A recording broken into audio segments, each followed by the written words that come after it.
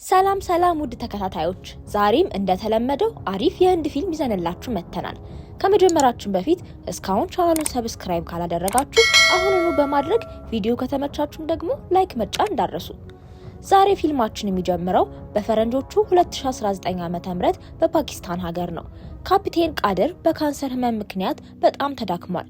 ዶክተሩም የቀረህ ቢበዛ 3 ዓመት ያክል ነው፣ ወደ ፈጣሪ ትሄዳለህ ይለዋል። በዚያሽ ቅጽበት ህንድ የካሽሚርን ውል እንደሰረዘች የሚናገር ዜና ይሰማል። መሪው ህንድ ጦርነት አውጃለች ይላል። ለራሱም የቀረኝ 3 ዓመት ነው፣ ጦርነቱን አሸንፌ በሰላም መሞት አለብኝ ብሎ ያስባል። ይህንን ጉዳይ የሚፈታለትን ሰው ለማናገርም ይወጣል። ጂምን ደውሎም ማንም በህይወት እንዲቀር አልፈልግም፣ ቦታው እንዲጠፋ ነው የምፈልገው ይለዋል። ጂም ምን ነው ድግስ አዘጋጅተሃል እንዴ ሲል ይጠይቀዋል። እሱም አዎ በህንድ ላይ ድግስ አዘጋጅቻለሁ ይለዋል። 3 ዓመታትም ያልፋሉ። አፍሪካ ውስጥ ወደሚገኝ አንድ ቦታ እንሄዳለን። እንደ አሳ ገበያ መሳሪያ በባዶ መንገድ የሚሸጥበት የጦር መሳሪያ ገበያ ውስጥ እንገኛለን። የጂም ረዳት የሆነው ራፊ ከዚያ ሚሳኤል ተሸካሚ መኪና ለመግዛት ይሄዳል። በድንገት አንድ ሰው በፍጥነት ወደ ፊያዝ መጥቶ ስለ ራፊ የሚጠይቁ ሰዎች እንዳሉ ይነግረዋል። ራፊን ለማየት ሲሄድ ዋናው ጀግናችን በታን በህይወት በመኖሩ እየተገረመ ይወጣል። በታን የተቀመጠበትን ወንበር እስኪያወልቅ ድረስ ጥቂት ያወራዋል። ተነስቶም ይመታዋል፣ ወደ ላይም ያበረዋል። ወዲያውኑ በግራና በቀኝ ያሉትን ሰዎች መደብደብ ይጀምራል። ማንም ሊቋቋመው የሚችል አይመስልም። ሽጉጥ ወስዶም ቀሪዎቹን ለማስተናገድ ወደ ውጭ ይወጣል። አንድ ሰው ሲከተለው አይቶም ወደ ክፍሉ ይመለሳል። ራፊ እዚያ ውስጥ ይጠብቀው ነበር። ከውጭ ደግሞ አንድ ሰው ቦምብ ይጥልበታል። ከላይ ዘሎ መትረየሱንም ይይዛል። ፊቱ የቆመውንም ማንኛውም ሰው ያስተካክለዋል። ራፊን ከሄሊኮፕተሩ ጋር አስሮ ይበራል። ነገር ግን ሰዎቹ የመጋዘኑን በር ይዘጋሉ። ከጣሪያው ቀዳዳ እስኪወጣ ድረስም በጣሪያው በኩል እስኪያመልጥ ድረስ በሄሊኮፕተሩ ውስጥ ያሉትን መሳሪያዎች በሙሉ ይተኩሱባቸዋል። ከዚህ ትልቅ ታሪክ በኋላ ወደ ህንድ የስለላ ድርጅት እንመለሳለን። የሩቢን ቦታ ማወቃቸውን የሚገልጽ ምልክትም ያገኛሉ። ረዳቷን ጆሴፍን ይዛ ወዲያውኑ ትጓዛለች። በአውሮፕላን ውስጥ እያሉም በታንንም እንይዘዋለን ብሎ ይጠይቃታል። እሷም በታን ማን እንደሆነ የምታውቅ አትመስልም ትለዋለች። ናንዳኒ የበታን ታሪክ ማውራት ትጀምራለች። እሱ ከነሱ ጋር እንደነበረ፣ ለሱ ሲባልም የጂኦሲ ክፍል እንደተቋቋመ፣ ምክንያቱም ምንም መፍትሄ የሌለው ሰው እንደነበርና በአንዱ ተልዕኮ ላይ ቆስሎ ሊሞት እንደደረሰም ትተርክለታለች። 2 ዓመት ወደ ኋላ ተመልሰን ወደ ነበርንበት ወደ ወታደራዊ ሆስፒታል እንሄዳለን። በታን በሆስፒታሉ ክፍል ውስጥ ልምምድ ሲያደርግ ይታያል። ናንዳኒ ወደ ክፍሉ ገብታ አልጋ ላይ ተኝተህ የምትሞት መስሎኝ ነበር ትለዋለች። እሱም ወደ ሰውነቴ የገባ ብረት አለ፣ ነገር ግን እሱን ገናውን እየፈለጉት ነው ይላታል። እሷም በዚህ ጉዳት ምክንያት ጡረታ የምትወጣ ይመስልሃል ትለዋለች። በጉዳት ምክንያት በጊዜ ጡረታ የወጡ ሰዎችን ስም የያዘ ወረቀትም ያወጣል። እነዚህ ሰዎች እንደሱ ጥሩ እንደሆኑና በስለላ ድርጅት ውስጥ የጋራ ሚስጥራዊ ክንዋኔዎች በሚል አዲስ ክፍል መክፈት እንደሚፈልግም ያሳውቃታል። ከዚህ በመነሳት ናንዳኒ የዚህ ክፍል ኃላፊ ሆነች። ማንም ሊሰራው የማይችለውን ሚስጥራዊ ተልዕኮ በዚህ ክፍል ውስጥ ያለ ቡድን ሊሰራው ይችላል። በዚህ መሃል አዛዥ ሉስራ መጥቶ እንዲህ ላለ ሞኝ ክፍል ቦታውን በሙሉ ለምን ወሰዳችሁት ይላታል። እሷም እንዴት እንዲህ ትላለህ ብላ ልትመታው ስትል እውነተኛ አለመሆኑ ይታወቃል። ይህንን ፈጠራ ያደረገው ሪሺ ስለሆነ እሱ እየቀለደ ነበር። ከዚያ በኋላ እውነተኛው ሉስራ ይመጣል። እሷም ታፌዝበታለች። ጂም ከመኪናው ወርዶ ለበታን በእውነት ናፍቀኸኛል፣ እጠብቅህ ነበር ይለዋል። እኔ ጂም ነኝ ይለዋል። እሱም በታን ይገረማል፣ ምክንያቱም ጂም ሞቷል ብሎ ይታሰብ ነበር። ጂም እየሳቀም እኔ ሞትኩ ይመስልሃል? ነገር ግን በህንድ እይታ እኔ የሞትኩ ነኝ። በህይወት እያለውም የጀግንነት ሜዳሊያ ሰጥተውኛል ይለዋል። አንተም ትሞታለህ፣ ሰማዕት ነህ ይሉሃል ብሎም ይተወዋል። ጂም ሽጉጡን አውጥቶ ወደ መኪና ነዳጅ ይተኩሳል። ነገር ግን በታን ከጎኑ ላለው ጓደኛው ጋር ማምለጥ ችሏል። ሬሺን ለማውጣት ይሞክራል፣ ነገር ግን አይሳካለትም። መኪናው ከሱ ጋር አብሮ ይፈነዳል። ጂም አብረውት ያሉትን ሳይንቲስቶች በአውሮፕላን ውስጥ ለማስመለጥ ከመኪናው ይወጣል። የመጀመሪያው ይወጣል፣ ነገር ግን በታን በእነሱ አውሮፕላን ሊወስዳቸው ሲመጣም ያየዋል። ሁለተኛውን ይዞም ወደ አውሮፕላኑ ለመግባት ይዘላል። ሁለቱም አውሮፕላኖች ጎን ለጎን ይበራሉ። መኪናው ላይ ውጊያ ይነሳል፣ መንገዱም ይዘጋል። ሁለቱም ዘለው የአውሮፕላኑን ገመድ ይይዛሉ። ጁስ የጫነች መኪና ላይ እስኪወርቁ ድረስም ይንጠለጠላሉ። ጂም ገመዱን በሙሉ ኃይሉ ወስዶ ከመኪናው ጋር ያስረዋል። በዚህም ሁለቱ አውሮፕላኖች ትልቁ ህንጻ ላይ ሊጋጩ ነው። በታን እጁን ይሰጣል። እተውሃለሁ ይለዋል። ገመዱን ይዞም ከአውሮፕላኑ ጋር ይበራል። ከሱም ጋር ሳይንቲስት ሳህኔ አለ። ሉስራ የሆነውን ሲያውቅ ይገረማል። ምክንያቱም ሁሉም ሰው ጂም እንደሞተ ያውቅ ነበር። እሱ ካቢር ምርጥ መኮንኖች እንደነበረው ይነግረዋል። ጂም በተልእኮ ላይ ያለ 6 ሰዎችን ከባህር ወንበዴዎች ካዳነ በኋላ የሆነውን ነገር ይተርክለታል። ቦታውን አውቀው አገቱት። ከመንግስት 100 ሚሊዮን ብር ጠየቁ። ነገር ግን መንግስት ከአሸባሪዎች ጋር ስለማይደራደር የጂምን ሚስት በሱ ፊት ገደሏት። ሙሉ ህይወቱን ያገለገላት ሀገር ለሱ የሚሆን ገንዘብ ለመክፈል ፍቃደኛ እንዳልሆነች አወቀ። ሬሳውን ስላገኙት እንደሞተም ተናገሩ። ለዘመዶቹም የጀግንነት ሜዳሊያ ሰጡት። ነገር ግን ምንም ምስጋና ስላላገኘ ወደ ከዳተኛ ሰው ተቀየረ። በታን ሉስራን ይወቅሰዋል። ገንዘብ አጣ ማለት አይደለም። ሉስራ ሚኒስትር ቢሆን ኖሮ ገንዘቡን ትከፍል ነበር። ለሁላችንም ያሳዝናል ይለዋል። ከዚያ በኋላ ስለሱ መረጃ ለመሰብሰብ ይሄዳል። በታን ኮምፒውተሩ ላይ መረጃዎችን ይመረምራል። አብሮት ያሉት ሰዎች በለንደን ከምትኖረው ሩቢ ከተባለች ሴት ገንዘብ እንዳስተላለፈባቸው ይደርስበታል። ወደ ስፔን እየሄደች እንደሆነ ሲያውቅም እሱ ሊከተላት ይወስናል። ወደ ሩቢ እንሄዳለን። እሷ በባህር ዳርቻ ላይ እየጨፈረች ነው። አሪፍ ቅርጽ ያለው በታን ደርሶም ከሩቅ ይከታተላታል። እሷ ውጭ እያለች ወደ ቪላዋ ይገባል። ለረዳቱም ቦታ ይደውላል። ስለሷ መረጃ ልክልሻለሁ፣ ወደ አንድ ነገር እንድንደርስ አንቺ አስተካኪው ይላታል። ከዚያ በኋላም ውጪ ከሷ ጋር ለመጨፈር ይወጣል። እሷን ተከትሎም ይሄዳል። እሷም ወደ ዋና ገንዷ ትደርሳለች። በታን ደግሞ በድንገት ቆሞ ይመለከታታል። ትልቁና አስገራሚው ነገር ጂሚን እዛ ማግኘቱ ነው። እሷ የጂም ሰው ሆና ትወጣለች። የጂም ሰዎች በታንን ሊደበድቡት ቆመው ይከቡታል። ጂም በቁምጣው ወጥቶ ወደ አንተ መድረስ በጣም ቀላል ነበር። ሩቢን እንድታውቃት ያደረኩ እኔ ነኝ እኮ። ለዚያ ነው በፍጹም የዋህነት እዚህ የደረስከው ይለዋል። ይበላና ቡድኑንም ማስተዋወቅ ይጀምራል። ሁሉም የስለላ ድርጅት ሚስጥራዊ መኮንኖች ነበሩ። እንዲሁም ከኛ ጋር መቀላቀል ትፈልጋለህ ብሎ ይጠይቀዋል። በታን እየሳቀ እኔ የመጣሁት አንተንና ቡድንህን ለማጥፋት ነው ይለዋል። ጂምም ከኔ ጋር ያልቆመውን ከኔ ጋር ተቃዋሚ አላደርገውም ይለዋል። ቀጠሮ ስላለውና ሰዎቹ እንዲጨርሱበት ትቷቸው ይሄዳል። ሩቢም ይቅርታ፣ ይህ የግል ጉዳይ ነው ትለዋለች። በድንገትም በወንዶቹ ላይ ጥቃት ስትሰነዝር እናገኛታለን። እያደናቀፈች እያሰቃየችም ተጠቃችኋለች። በታን እሷ የምታደርገውን እያየ ተደንቆ ይቆማል። በመጨረሻም ከድንጋጤው ነቅቶ ሌሎች ሰዎች ሲመጡ ይመለከታል። በሆዷ ላይ እንደቆሰለች ሲመለከትም ይበሳጫል። ተነስቶም ሰዎቹን መደብደብ ይጀምራል። በታን ሩቢን በክንዱ እቅፍ አድርጎ ከተራራው ይይዛታል።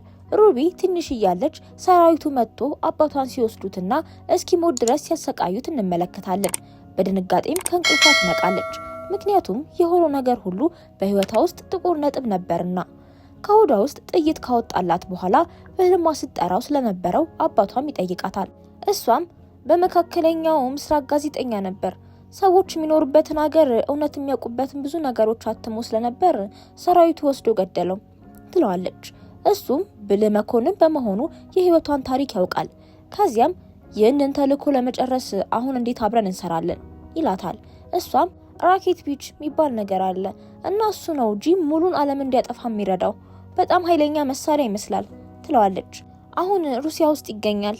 እናም ከ7 ቀናት በኋላ ጂም ይረከበዋል። ይህ ደግሞ ሲሆን ሙሉ ዓለም ይደመሰሳል። ታዲያ ከኔ ጋር ነው ወይስ አይደለህም ትለዋለች። እሱም ካንቺ ጋር ነኝ ይላታል። ግን ሩሲያ ትንሽ ቀዝቀዝ ያለሽ ሀገር ናት እና የለበሹ የአጭር ሱሪ እዛ ያቃጥልም ይላታል። ከዚያ ለላንዳኒ ስለ እቅዱ ለመንገር ይደውላል። መጀመሪያ ላይ ይሄ ሰው ይሁን መሳሪያ ስለማታውቅ አትስማማም። እሱ ግን እኔ ማንኛውም ነገር አስተካክላለሁ ብሎ ያረጋጋታል። እሱና ሩቢ ከተጓዙ በኋላ በዚህ ግንብ ውስጥ ካዝና እንዳለ፣ እሱም በዓለም ላይ ትልቁ አስተማማኝ ካዝና እንደሆነና በምንም ተአምር ልንሰርቀው እንደማንችል ያስረዳታል። ካዝናው በ2 ቁልፎች ይከፈታል። የአቶ ግሪጎር እንዲሁም ደግሞ የወይዘሮ ክሬም ሲሆኑ እያንዳንዳቸው ከግንቡ 15 ኪሎ ሜትር ያክል ርቀው ይገኛሉ። ከእያንዳንዳቸው ቁልፉን ብንሰርቅ እንኳን በ10 ደቂቃ ውስጥ ወደ ካዝናው መድረስ አለብን፣ ምክንያቱም ሲስተሙ መቁጠር ይጀምራል። ከ10 ደቂቃ በኋላም ካዝናው ይዘጋል። የሁለቱን ሰዎች የጣት አሻራ ለማምጣት እቅዱም ይጀምራል። የግሪጎር አይን አላፊ አግዳሚውን ስለሚያይ ሩቢ እሱን አታላ የጣት አሻራውን ለመውሰድ ትሄዳለች። በእውነትም እጁን በእግሯ ላይ እንዲጭን በማድረግ ልታታልለው ችላለች። ወደ በታን መታም ስራው በስኬት ተጠናቋል ትለዋለች። እሱም ምን ነው አሁንም አጭር ለበሽ ይላታል። ከዚያ በኋላም የክሬምን የጣት አሻራ ለመውሰድ የሱ ተራ ይሆናል። እሷ ተኝታ ሳለች የጣት አሻራዋን ይወስዳል። በዚያች ቅጽበት ትነቃለች። እሱም በህልሟ እንዳለች እንድታስብ ዘፈን ይዘፍንላታል። እሷም ተመልሳ ትተኛለች። ለቀጣዩ እርምጃ 2 ፓይለቶች ያስፈልጉናል ይላታል። እነዚህ ሁለቱ የሚያደርሷቸው ሲሆኑ ነገራቸው በሙሉ የተበላሸ ይመስላል። እሷም እንዲያውም እነዚህ ያሳስሩናል ብላ ጥላው ትሄዳለች። ማታ ላይ ወደ እሱ ለመጠጋት ትሞክራለች። ምክንያቱም የወደደችው ይመስላል። እሱም እንደወደዳት ያስታውቃል። በእጁ ላይ ለምን ገመድ እንዳሰረም ጠይቀዋለች። እሱም በ2002 ዓ.ም በኢራቅ ከአሜሪካ ሰራዊት ጋር የታሊባን ቡድን መሪ የሆነውን ሁሴንን ለመያዝ በተልእኮ ላይ እንደነበር ማውራት ይጀምራል። እሱ በትምህርት ቤት አስተማሪ ነበር። የአሜሪካ ሰራዊት ሚሳኤል ተተኩሶበት ነበር። ነገር ግን ስልኩን እዚያ ላለ ሰው ሰጥቶት ነበር። ህፃናት ትምህርት ቤት ውስጥ ነበሩ። ለመንደሩን ሰዎች ለማዳር ሩጬ ስልኩን ወደ ሩቅ ጣልኩት። ለ6 ወራት ያክል ተጎድቼ እዚያው ቆየው። ሁሉም ይጸልዩልኝ ነበር። ስነቃም እንደ ቤተሰብ ቆጠርኳቸው። ከነሱ መካከልም አንዷ ይህንን ገመድ አሰረችልኝ ይላታል። እሷም ምን ያክል ደግ እንደሆነ ይሰማታል። በማግስቱ ሂደቱ ይጀምራል። እያንዳንዳቸው ወደ 2 ቁልፍ ባለቤቶች ቢሮ ይሄዳሉ። በጣት አሻራቸው ከካዝናው ቁልፉን መስረቅ ይችላሉ። ነገር ግን አንድ ሰው ሩቢን ይመለከታታል። እሷም ታስተናግደዋለች። 2 ሄሊኮፕተሮች ወደ ግንቡ ይበራሉ። የሩቢ ፓይለት መጠጥ እየጠጣ ስለተበላሸ ግንቡ አጠገብ መቆም አልችልም ይላታል። በታን ህይወቱን መስዋዕት አድርጎ የእሷን ገመድ ለመያዝ ይዘላል። ከግንቡ በላይ ቆርጠውም ሁለቱም አንድ ላይ ይወርዳሉ። በእውነትም እስከ ካዝናው በሰላም እንዲደርሱ ይህንን ያደርጋል። እሱም ሊከፍተው ይችላል። ይህንን የሜርኩሊ ራክቴቪች ነው የሚባለውን ለሩቢ አስረክቦ ሊወጣ ሲል ሩቢ ቢላዋ አውጥታ ገመዱን ትቆርጣለች። እዚህ ጋርም ከጂም ጋር አስቀድማ እንደተስማማች እንረዳለን። ይህ ሁሉ የሆነው እሱ ካዝናውን እንዲከፍትለት ነበር። ከዚያ በኋላ ግን የሩሲያ ሰራዊት ያዘው፣ ሲያሰቃየውም አደረ። ናንዲን ለሩሲያዊት አዛዥ በታን ከኛ ጋር ይሰራ ነበር፣ ነገር ግን ከኛ ተለይቷል። ስለዚህ የምትፈልጉትን አድርጉት ትለዋለች። ከዚያ በኋላ በባቡር ወደ ሌላ እስር ቤት ያዘዋውሩታል። ከሱ ጋር ጥቂት እስረኞች አሉ። አይተውትም፣ ሊመቱትም ይረባረቡበታል። ነገር ግን እሱ አሁንም በታን ነው። ለረጅም ጊዜ ሲመታ የነበረ ሲሆን አሁን ለመመታት እድል ስላገኘው በሙሉ ጭካኔ ወደ ቀሪዎቹ ይገባል። ሁሉም እስኪረባረቡበትና ሊገሉት እስኪደርሱ ድረስ ይመታቸዋል። በዚያች ቅስፈት ተቆጣጣሪው ታይገር ይመጣል። ታይገር የበታንን እጅ ይዞ ማስታገሻ ይሰጠዋል። ሁለቱም ጥበቃዎቹን ለማስተናገድም ይነሳሉ። ባቡሩን ከፈነዱ በኋላም ወንዶቹን መደብደባቸውን ይቀጥላሉ። እነዚህ ወንዶች ግን ቆይ አያልቁም እንዴ? ይሰለቹና ወደ ባቡሩ ላይ ወጥተው መደብደባቸውን ይቀጥላሉ። ትልልቅ መሳሪያዎች የያዙትን ሁለቱንም ያገኛቸዋል። በነገራችን ላይ ሊገሏቸው ላይ ይችላሉ። መሳሪያዎቹን ወስደውም ከበላያቸው ያለችውን አውሮፕላን ይመታሉ። ነገር ግን ባቡሩ መውደቅ ይጀምራል። ሁለቱም እየሮጡ ዘለው በመጨረሻው ቅስፈትም የባቡሩን ሀዲድ ይይዛሉ። ታይገር ለበታን ለአንድ ተልእኮ ፈልጋለሁ ይለዋል። ወደ አሁኑ ጊዜ እንመለሳለን። ናንዳኒ ስለ በታን ታሪክ ካወራችለት በኋላ ከጆሴፍ ጋር ከአውሮፕላኑ ትወርዳለች። ወደ ቤቱም ትደርሳለች። ገና እንደገባች ራፊ ታስሮና ተመቶ ታገኘዋለች። በታን ከጨለማ ውስጥ ይወጣል። እኔን ታታልኛለሽ ይላታል። እሷም እየተወንክ ነው እንዴ ትለዋለች።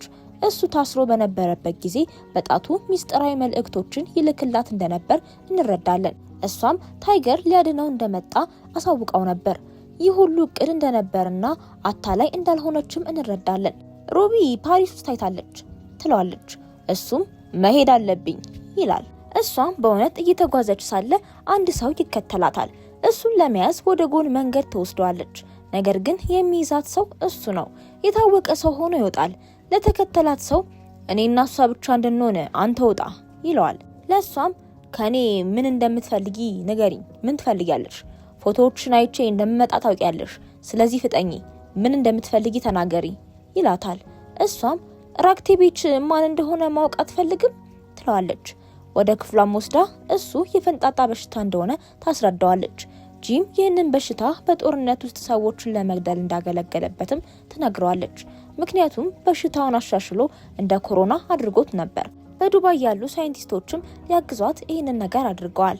መሪው ቃድር ይህንን ያደረገው ገንዘብ ከፍሎት እንደሆነና ሙሉ ህንድ በጥቂት ሰዓታት ውስጥ በሚገለው በዚህ ቫይረስ ለማጥፋት እንደሆነም ታስረዳዋለች። እሱም በድጋሚ ላምንሽ አይገባም ነበር፣ ነገር ግን ማንኛውንም ስህተት ብትሰሪ ወዲያውኑ ሄዳለሁ ይላታል። እሷም ተጠናቋል ትለዋለች። ጂም ከዶክተር ሳሃኒ ጋር ወደ ቤተ ሙከራ እንደሚገናኝ ታሳውቀዋለች። በድጋሚም ወደ ህንድ የስለላ ድርጅት ህንጻ ይመለሳል። ቡድኑን ሰባስቦም ለሉስራ ስለ እቅዱ ይነግረዋል። ሉስራ ቀላል ነው፣ ቤተ ሙከራውን አፈንዳው ይለዋል። በታን ቫይረሱ ከአየር ላይ ከተመሰሰ ሁሉም ዓለም ይሞታል፣ በሽታውም በፍጥነት ይሰራጫል ይለዋል። ሌላኛዋም እንግዲህ እቅድን ፈጽም፣ ነገር ግን እንዲህ ከምትሆን ይልቅ መላጨት አለብህ ትለዋለች።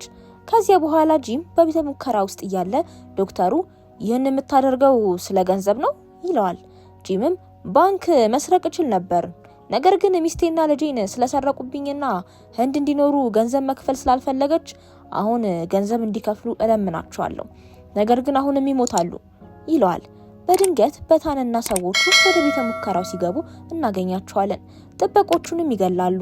ሩቢ እንኳ በመቆጣጠሪያ ክፍል ውስጥ ያሉትን ጥበቃዎቿን ለመምታት ትገባለች። ሩቢ ቫይረሱን ለመውሰድ ወደ ዶክተር ሳሃኒ ትሄዳለች። ነገር ግን ጂም ይይዛታል። ውሸታ መሆንሽን አውቅ ነበርኩ ይላታል። ወደ ሳሃኒ ተመልከች ብሎም አንተ አሁንም ቫይረሱን ስለሰጠሃት ብሎ ይተኩስበታል። እሷ ከሱ ለመሸሸግ ትሮጣለች። እሱ ቫይረሱን ወስዶም ያመልጣል። ባታን ከኋላው ሲከተለው ያገኘዋል። በአየር ላይ መገልበጥ የሚችለው በታን ቦምብ ወደ መኪናቸው ውስጥ ይጥልባቸዋል። መኪናው ይፈነዳል። እሱም ከነሱ ጋር ይገላገላል። በዚህ መሃል ቫይረሱ በበረዶ መካከል ከጂም እጅ ይወድቃል። እሱን ተመልሶ ለመያዝም ይሮጣል። ሩቢ በፍጥነት እየሮጠች ትመጣለች። በታንም ይመጣል። ነገሩ ትልቅ ውጊያ ይሆናል። ሩቢ ከጂም ለማምለጥ ትሞክራለች። ጂም በጣለው ቦምብ ምክንያት ከበረዶ በታች ባለው ውሃ ውስጥ ትወድቃለች። በታን ጂምን ትቶ የልብ ወዳጅና የሆነችው ሩቢን ለማዳን ወደ ውሃው ይገባል። የቫይረሱንም የተወሰነ ክፍል ይዞ ይወጣል። ወደ ሉስራ ሲመለስም ሉስራ ብልቃጡን ከበታን እጅ ይቀበላል። በሱ ላይም ክትባት እንሰራለን ይለዋል። እንዲሁም ሩቢን ያሰራታል። ምክንያቱም ጂምን የረዳቸውና እቅዱን በሙሉ የምታውቀው እሷ በመሆኗ ነው። መረጃም ለማግኘት ይጠይቋታል። ጂም በመቀጠል ምን ሊያደርግ ነው ብለው ደጋግመው ይጠይቋታል። እሷም ከሱ ውጪ ማንም የሚያውቅ የለም፣ ለሱም ቢሆን ለማንም አይናገርም ትላቸዋለች። ወደ ህንድ የምርምር ማዕከልም እንሄዳለን። በዚህ ቫይረስ ላይ በፈጣን ሁኔታ ክትባት ለመስራት ይሞክራሉ። ነገር ግን አስገራሚው ነገር በዚያ እቃ ውስጥ ምንም ቫይረስ አለመኖሩና ውሃ ብቻ ሆኖ መውጣቱ ነው። የበለጠ አስገራሚው ደግሞ ጂም በቪዲዮ ጥሪ ሲያናገራቸው ማግኘታቸው ነው። እሱም በእቃ ውስጥ 3 ድርብርብ ነገሮች እንዳሉ ያስረዳቸዋል። የመጀመሪያው ባዶ ነው። ሁለተኛው የለበሱትን ልብስ የሚያበላሽ ጋዝ አለበት። ሶስተኛው ደግሞ የሱ ቫይረስ አለበት። እቃውን በኃይል በከፈቱት ጊዜ ቫይረሱ በሰውነታቸው ውስጥ መስፋፋት እንደሚጀምር ያሳውቃቸዋል። በፌስቡክ ላይ ስቶሪ አድርጉት እንግዲህ ሰላም ሁኑ ይላቸዋል። ናንዳኒ ትቆጣዋለች። ሰዎቹ ቤተ ሙከራውን እንዲዘጉና ቀሪዎቹ እንዲያመልጡም ትነግራቸዋለች። ሰዎቹ ሲመጡ ቫይረሱ በሰውነታቸው ውስጥ ገብቶ እንደተጠናቀቀ ታሳውቃቸዋለች። የቫይረሱ ምልክት በሷ ላይ ይታያል። አብሯት ያሉትን ሰዎች እዚሁን ሞታለን፣ ቫይረሱ ወደ ውጭ ሰው እንዳይተላለፍና ጂም የሚፈልገው እንዳይሳካ በፍጹም አንወጣም ትላቸዋለች። ሁሉም በሷ ሐሳብ ይስማማል። ለተከሰተ እውነታም እጃቸውን ይሰጣሉ። ናንዳኒ ወደ በታን ሄዳ በማንኛውም መንገድ ጂም መጥፋትና ቫይረሱ እንዲሰራጭ መከልከል አለብህ ትለዋለች። እኛን ከገደለበት መንገድ በሚከፋ ሁኔታ ገደለው ትለዋለች። ሰላምታ ሰጥታውም ራሷን ገላ ለማረፍ ሽጉጧን ታወጣለች። እሱም በሷ መለየት አዝኖ ይወጣል። በዚያው ቅጽበት ደግሞ አይኖቹ በሙሉ በቀልና ቁጣ የተሞሉ ናቸው። ከዚያ በኋላ ጂም ሰዎቹን ይሰበስባል። ምን እንደሚያደርግም ሊነግራቸው ይጀምራል። ቫይረሱን የሚጭንበት ሚሳኤል ያለችበትን መኪናም እንዳለችው እሱ ብቻ የሚያውቃት የህንድ ከተማ ላይም እንደሚጥላት ይነግራቸዋል። ሉስራም አሁን ምን ትፈልጋለህ ይለዋል። ጂም የምፈልገውን አድርጌያለሁ፣ እንደኔ ያለ አሸባሪ ጋር እንድትደራደር አድርጌሃለሁ። እኔና ሚስቴ ስንያዝ ይህንን ለማድረግ ባትስማማም አሁን ግን ካሽሚርን እንድታስረክቡ ፈልጋለሁ። እኔ ደግሞ ቫይረሱን አላሰራጭም ይላል። ይስቃልም። ካሜራውንም ይዘጋል። በታን የጂምን ረዳት ይዞ ያሰቃየዋል። የሚሳኤሉን ቦታ ለማወቅም ቤተሰቡን እንደሚገልበት ይዝታል። እሱም አፍጋኒስታን ውስጥ እንዳለ ይነግራቸዋል። ከዚያ በኋላ ወደ ሩቢ ይሄዳል። አባቷ በተሰቃየበት መንገድ እሷንም ያሰቃዩታል። እሷም አባቷን ታስታውሰዋለች። በታን መጥቶም ይህን ማሰቃየት ያቆማል። ምንም እንኳን ለሰዎቹ እንዲያሰቃዩት ተናግሮ የነበረ ቢሆንም ማለት ነው። ለሷም ይቅርታ ይላታል። እሷም ልታታለኝ ነው እንዴ ትለዋለች። እሱም አዎ ግን ባንቺ ላይ አይደለም ይላል። አብሮት ያሉትን ሰዎችን መደብደብ ይጀምራል። ያታልላቸዋልም። እሷንም ይዞ በፍጥነት ያመልጣል። ወደ አፍጋኒስታን እንሄዳለን። ጂም ለመሰናበት ከቀረበው መሪ ቃድር ጋር ይገናኛል። ቃድር እኔ አሁን ህንድ ካሽሚር እንድታስረክብ አልፈልግም፣ እንደነገርኩህ ውድመት እንድትሆን ነው የምፈልገው ይለዋል። ገንዘቡን ከመላኩ በፊትም የቃድር ረዳት አጠገባቸው ባለው መንደር የሚገኝ አንድ ሻለቃ ሰራዊት በተሰራጨው ቫይረስ ምክንያት በሙሉ ሞተዋል ብሎ ይነግረዋል። ቃድር በጂም ላይ መጠራጠር ይጀምራል። ጂም ይይዘውና እኔ ግን ቆይ ጓደኛ አይደለሁም? እኔ ይህን ነገር ያደረኩት ለመበቀል እንጂ ስለገንዘብህ አይደለም። ሚሳኤሉን ፓኪስታን ላይ ተኩሼ ሀገርን እንዳላጠፋት አታስቆጣኝ ይለዋል። አየሩ ጥሩ ስለሆነ እረፍ ብሎ የሆነውንም እንዲያዩ ሰዎቹን ይልካል። ነገር ግን ሰዎቹ እዚያ ሲደርሱ በታንን ያገኙታል፣ ይይዛቸዋልም። እንዲሁም እነዚህ ሰዎች በ2002 ዓ.ም በታን ያዳናቸው ቤተሰቦች እንደሆኑ እንረዳለን። ታመው እንዲመስሉም ጥቂት ሜካፕ አድርገዋል። ይህ እቅድ የጂምን ሰዎች ከጉድጓዳቸው አውጥቶ ቦታቸውን ለማወቅ የተደረገ ነበር። ልብሳቸውንም ወስደው ወደ ጂም ይሄዳሉ። እያወሩ ባሉበት መሃልም መሪው ቃድር ቁልፉን ይጫናል። ሚሳኤሉ እንዲተኮስም የቁልቁለት ቆጠራው ይጀመራል። እርስ በርሳቸውም መደብደብ ይጀምራሉ። ሩቢ ሚሳኤሉን ለማስቆም ትሞክራለች። ነገር ግን ቃድር ይተኩስባታል። መሳሪያውንም ያበላሸዋል። እሷም በመጨረሻም ከሱ ቢላዋ ወስዳ ታጠፋዋለች። ጂም ለመብረር ይህንን ልብስ ይለብሳል። ከተራራው በላይም ይዘላል። በታንም አንተ ብቻህን ምን ሆነሃል ብሎ እንደሱ ይለብሳል። ከሱ በኋላም ይዘላል። በተመሳሳይ ሰዓት ጆሴፍ የሚሳኤሉን ሚስጥር ለመፍታት ይሞክራል። ሩቢ መሳሪያውን ይዛ እሱ እስከሚጨርስ ድረስ እሱን በመጠበቅ ሰዎችን ትገላለች። በእውነትም ሚሳኤሉን ማስቆም ይቻላል። ነገር ግን ባዶ ሆኖ ያገኘዋል። የቫይረሱ ዕቃ እዚያ ውስጥ የለም። ይህ ዝም ብሎ ማታለያ እንደነበርም ይታወቃል። ለበታን ደውላም እሱ ሌላ እቅድ እንዳለው ታሳውቀዋለች። እሱም እንዲጥለው በእሱ ላይ ይዘላል። ሁለቱም አንድ የእንጨት ቤት ውስጥ ይወድቃሉ። ሩቢ የጂም ሰዎችን ታስፈራራቸዋለች። ቫይረሱ የት እንደሚሆን ለማወቅ ስትሞክርም የቫይረሱን ቦታ ማወቅ ትችላለች። ለሉስራ ደውላም ቫይረሱ በአሁኑ ሰዓት አውሮፕላን ውስጥ እንዳለ ታሳውቀዋለች። ይህን ቫይረስ ደግሞ በታን አብሮት ቤት ውስጥ ካለው ከጂም ውጪ ማንም ሊያበላሸው አይችልም። እርስ በርሳቸው መደብደብ ይቀጥላሉ። ሉስራ የአውሮፕላኑን ካፒቴን ያናግራቸዋል። በአየር ማስገቢያው ውስጥም የባዮሎጂ መሳሪያ እንዳለና ማቆም እንዳለበት የቀረው 4 ደቂቃ ብቻ እንደሆነና ፈንድቶ በሰዎች መካከል እንደሚሰራጭ ያሳውቀዋል። ሉስራም ይቅርታ አድርግልኝ፣ አውሮፕላንህን ማጥፋት አለብን፣ ምክንያቱም አሁን በኒኩለር ቦምብ ላይ አደገኛ ናት ይለዋል። ሰዎቹ ሚሳኤሉን በአውሮፕላኗ ላይ እንዲተኩሱም ያዛል። በተመሳሳይ ሰዓት ጂም ከበታን ጋር ይገኛል። ቤቱ ከተራራው በላይ ሊወድቅባቸው ነው። እሱን ለመምታትም ይሮጣል። ነገር ግን ጂም ቢላውን በሆዱ ውስጥ ሊወጋው ይችላል። በታን ይህን ያደረገው የቫይረሱ መሳሪያ ከሱ ለመውሰድ እንደነበርም እንረዳለን። በመጨረሻዎቹ 2 ሰከንዶች ውስጥ ሊያቆመውም ችሏል። ሉስራም የሚሳኤሉን መንገድ ለመቀየር ይደርሳል። አውሮፕላኗም አትፈነዳም። ጂም ስለተሸነፈ ያብዳል። ሊመታው ሲመጣም ከቤቱ ውጪ ይጥለዋል። ተንጠልጥሎ ከተራራው በላይ ሊወድቅ ነው። ከመደብደቡ በፊት ጥቂት ቃላትን ይነግረዋል። አንተ ወታደር ነህ፣ ስለ ሀገርህ ህይወትን መስዋዕት ማድረግ አለብህ ይለዋል። የጀግንነት ሜዳሊያውንም ከሱ ይወስዳል። ደህና ሁን ብሎም ከተራራው በላይ ይጥለዋል። ወድቆም ይሞታል። በታን በመጨረሻም ያሸንፋል። ሀገሩንም ያድናል። የጀግንነት ሜዳሊያውን ለናንዳኒ ምስል ይሰጣል። ምክንያቱም ሜዳሊያው የሚገባት እሷ ስለሆነች።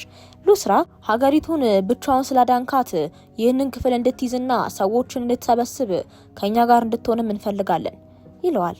እሱም ተጠናቋል፣ ሀገሪቷ በሰላም ላይ እንደሆነች ቁጠረው ይለዋል። በመጨረሻም ሀገሩን ካዳነ በኋላ ከፍቅረኛው ሩቢ ጋር ለመገናኘት ይሄዳል። ከሷ ጋር ይጨፍራል፣ ይዘፍናልም። የዛሬ ፊልማችን በዚህ ያበቃል። እኔን ለመደገፍ ከፈለጋችሁ የላይክ ምልክቷን ተጫኑ።